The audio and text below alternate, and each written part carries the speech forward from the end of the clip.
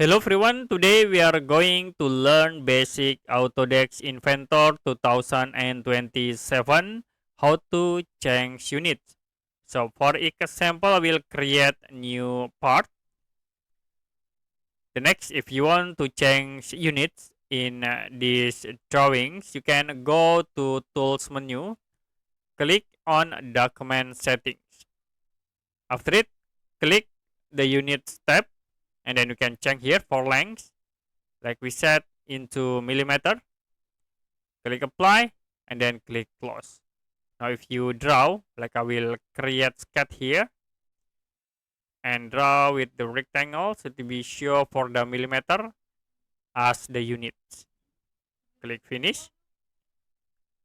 And the next, if you want to change again, you can go to tools, click document settings, and then click on the units tab. I will change again to inch, click apply, and then close. Now we can select this cat and then use the extrude tools, so to be sure for the inch as the unit. Okay, that's it for basic Autodesk Inventor 2027, how to change units.